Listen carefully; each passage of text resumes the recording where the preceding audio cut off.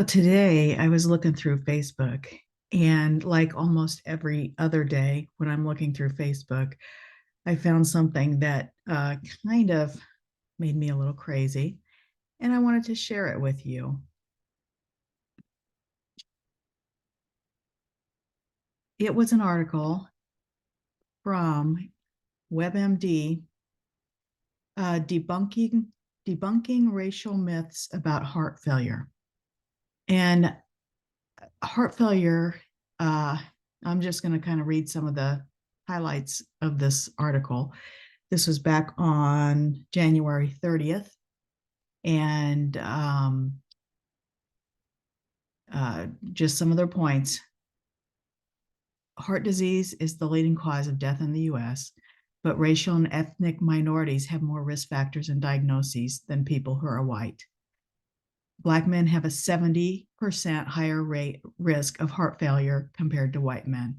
Black women have a 50% higher risk of heart failure when compared to white women.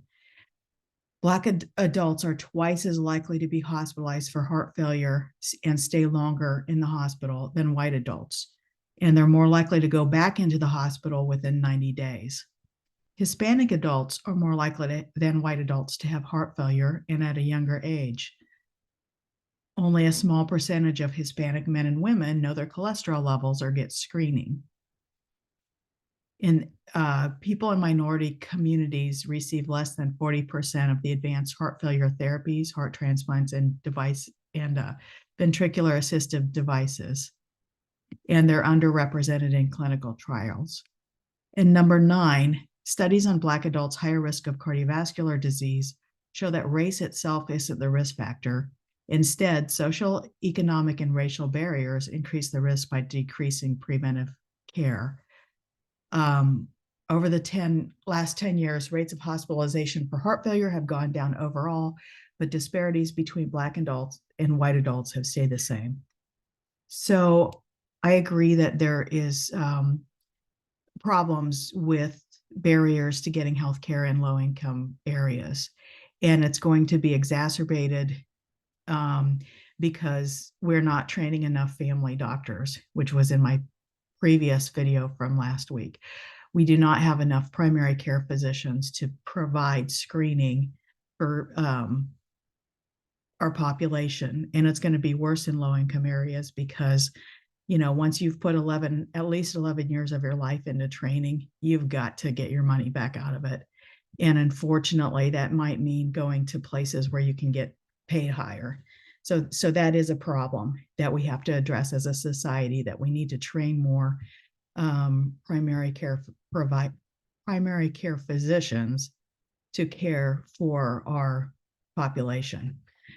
So I do agree about that, but I want to make one point that I think is very, very important, and that is that there might be a very treatable and very inexpensive way to kind of equalize or kind of decrease these numbers in ethnic minorities. And that is making sure that people in ethnic minorities and even in all over in our population have adequate vitamin D levels. Because the one thing that you see in people who have ethnic people of color, people who have darker skin, is that invariably they have lower vitamin D levels. They have vitamin D deficiency, and that vitamin D deficiency itself can explain some of these differences in heart failure, kidney failure, your likelihood of ending up on dialysis, your inability to fight off viral infections, your inability to fight off certain types of cancer, such as breast cancer. So almost everything that has a worse outcomes in obstetrics, almost everything that has a racial component to it might be explainable because of vitamin D deficiency in that population. And that is a quick and simple and easy test And guess who doesn't pay for it? Insurance companies. But check out this really nice ad uh, on the side over here that keeps popping up for medication for heart failure and blood pressure.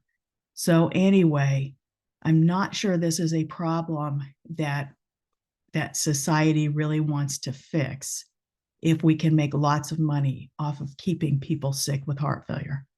When getting a vitamin D level and getting on vitamin D2 and vitamin D3 and K2 together could potentially help solve some of this problem. All right. That's enough from me for today. So have a great day.